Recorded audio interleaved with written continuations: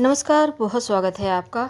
मकर राशि 29 मार्च को शनिदेव कुंभ राशि से निकलकर मीन राशि में प्रवेश करेंगे और आपके ऊपर से शनिदेव की 7.5 पूरी तरह से समाप्त हो जाएगी। अभी तक जो आपके स्वास्थ्य की मुश्किलें थी, करियर को लेकर आप परेशान थे, माता पिता के साथ तालमेल गड़बड़ था, माँ के स्वास्थ्य में परेशानी चल रही थी, जीवन साथी के साथ जो दूरियां थी, अब धीरे धीरे वो समाप्त होने लगेगी। मन की जो परेशानी थी, जो आप टेंशन में थे, तनाव मुक्त होने की यहाँ से जो स्थिति है वो बनने लगेगी। तो मकर राशि के स्वामी स्वयं शनिदेव हैं और ये गोचर आपके तीसरे भाव में होने जा रहा है।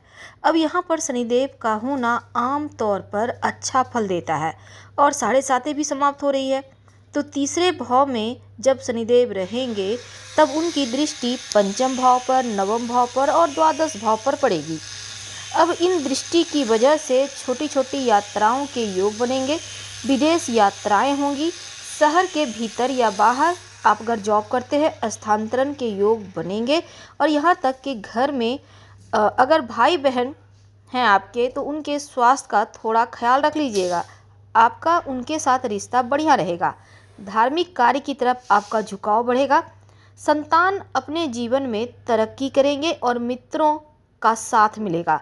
लेकिन जुलाई, अगस्त, सितंबर, अक्टूबर और नवंबर ये जो समय है, इस मध्य आपको अपने पेट का खास ख्याल रखना है और अपने माता पिता के स्वास्थ्य का भी ध्यान रखिएगा तो अच्छा रहेगा।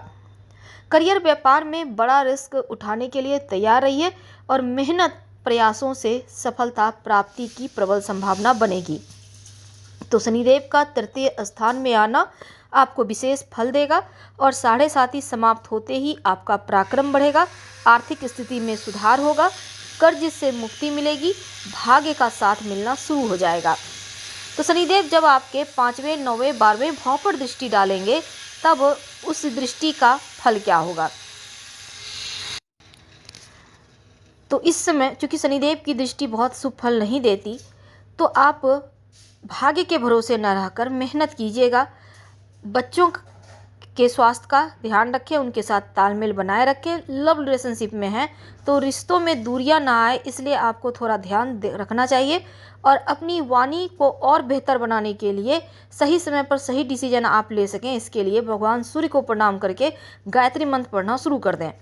हालांकि विदेश भाव पर दृष्टि है तो विदेश यात्राएं करवाएंगे।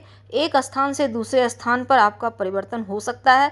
धर्म की तरफ झुकाव बढ़ेगा, लेकिन भाई बहन के स्वास्थ्य का ध्यान रखिएगा। एक अच्छी चीज़ यह है कि देवगुरु बृहस्पति आपकी सहायता करते दिखेंगे।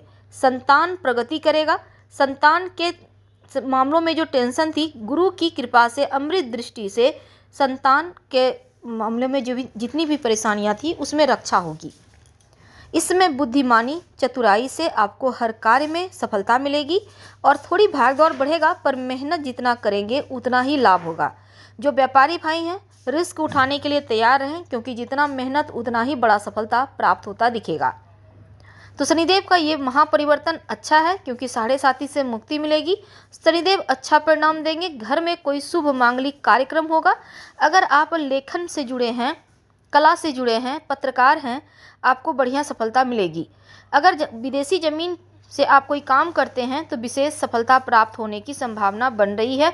घर में कोई नया सदस्य आ सकता है, यानी विवाह हो सकते हैं या संतान प्राप्ति के योग बनेंगे। इस मध्य क्या करेंगे उपाय? रोज शाम में ओम शनिश्चराय नमः 11 बार रोज जप कर लें तो अति उत्तम रहेगा। हम आपसे विदा लेते हैं। जानकारी अच्छी लगे तो लाइक कर, सब्सक्राइब करें, शेयर करें, कमेंट करें। धन्यवाद। हम फिर मिलेंगे।